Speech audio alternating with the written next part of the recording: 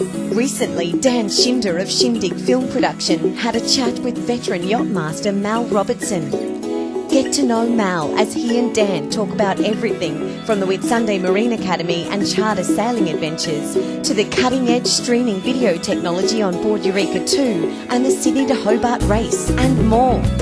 Now let's join Dan and Mel aboard Eureka 2. Hi, this is Dan Schinder with Shin-Dig Film Production, and I am so excited to be a part of the marine and the yachting industry down here. And I say down here because I'm from the United States, up there, but I'm down here in Early Beach in Australia.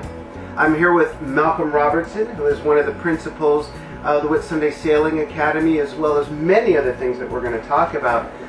And Mal, the first thing I do want to ask you about, for you to kind of get out there, is talk about the Sailing Academy a little bit for everybody.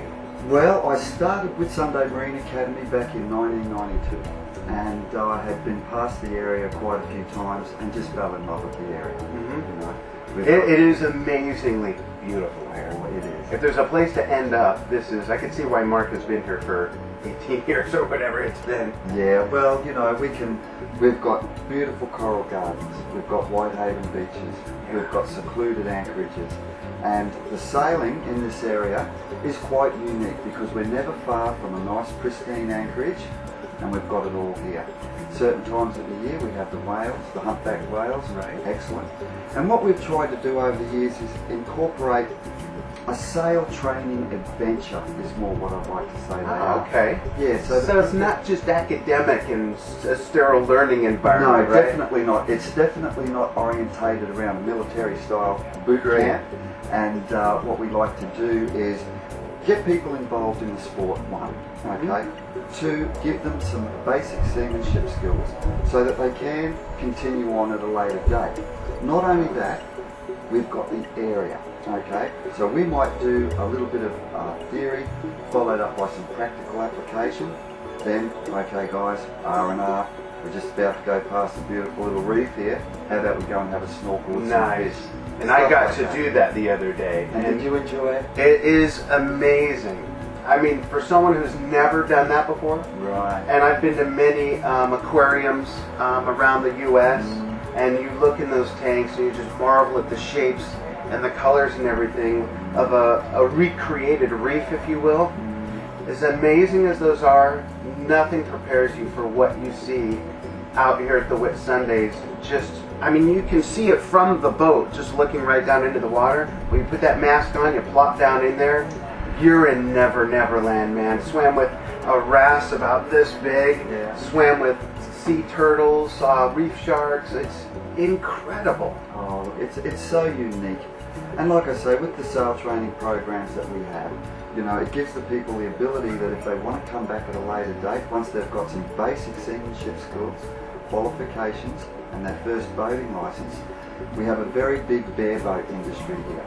So therefore they can come to the area, they can then charter a small boat that they feel comfortable with and take their friends and family out, and in a safe sort of working environment. Right. You know. Right. And so the area is for everybody to enjoy. It really is, you know. I've been on 22 years now I've been here. Really? Yeah, so you're starting to like it then? I think I am. Yeah, it's lovely. I really do enjoy Great. it. Yeah. Great. But just I'd like to highlight also is that attached to our sail training programs, there's also some very good blue water racing and yacht regattas which happen here on the east coast of Australia as well. So we get a bit involved in that as well. So with the students, some of them at different levels, some of them would or do prefer to have that more high octane type of sailing. Yeah. It's a little bit more intense. Once again, it's unique to be a part of a regatta whereby you're sailing every day, and we're trying to get points to see who will win their division and so forth. And yes, we do push the boats a little bit harder, but I'm getting the chills because I just came back from a 3-day sail on board here at the Eureka 2, and on the way back in for fun on one of your other boats, the Hammer.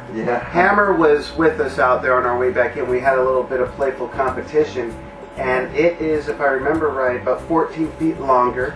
Yes, it is. It's built a little different. Yes. It had a larger guest crew, And we had a lot of fun just kind of being in a little competition on the way back. And this boat, Bob, your friend Bob, was alluding to me the other day before we set sail how this boat performs like a Ferrari, he said. The maneuverability, the responsiveness of it and all that. Yes. And with Mark Christensen skippering the boat on the way in, that thing, we just cut, and they were cutting back and forth behind us, trying to get in, trying to climb above, trying to get below, and he kept mucking them up with their wind, with our...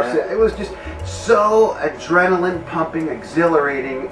We just had such a blast. So that's true. It's a sport that I think is becoming more and more less niche oriented. More and more people are becoming aware of it, and it's so enjoyable. It was such a rush. Oh, look, we've had everything from children right through to a 71-year-old grandmother has come and done a basic sailing course with us, and she had an absolute ball. Okay, so it's not limited, and the boats are set up now that through technology and the way the winches are set up, you know, we don't all have to look like we've just come out of a gym. Look, we use the equipment to our advantage, and again, there's nothing better than putting someone on the helm for the first time and letting them actually have a steer. Now, a moment ago you mentioned technology. Tell everyone, first off, a little bit of history about the Eureka 2, and then how it's really 21st century as far as some audio-visual technology that you have on board and what the benefits are of that. Yeah, well, interestingly enough, the boat was built by my uncle, of all people. And he's an avid yachtsman and has been very competitive on the circuit over the years, and loves the Sydney to Hobart yacht race, which is a very, very demanding race we have here in Australia.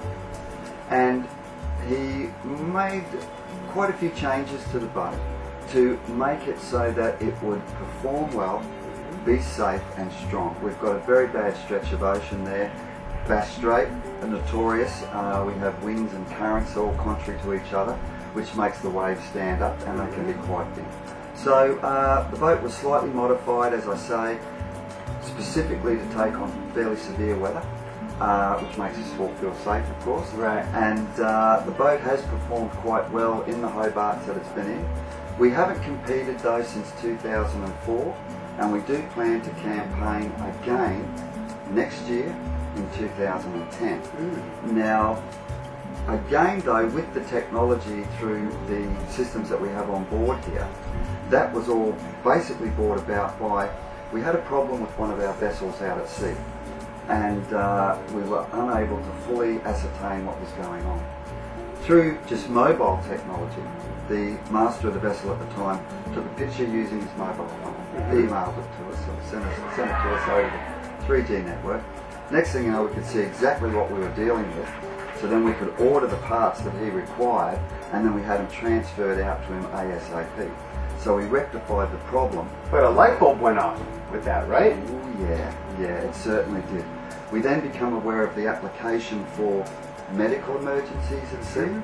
Okay, this is extremely important, whereby I was mentioning to you earlier that we all have basic first aid, CPR, and how to deliver oxygen, but we're not doctors. Okay? Right.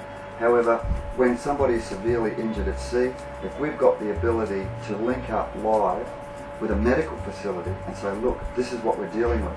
Via video, via streaming video right on board, right? Exactly. And it would certainly be most beneficial, especially to the person that was injured. So, would you agree that that almost puts you in the same position as on land when a paramedic is in an ambulance or with the fire department and they respond to a scene and they get on the radio with the doctor at the hospital to let them know what's wrong?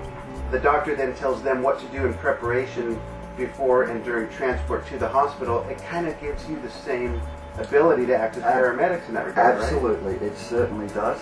And like I say, to have that live link and be dealing with the situation and be given clear instructions right there and then on the spot with the cameras rolling, I think it's second to none. I really do. I think that application.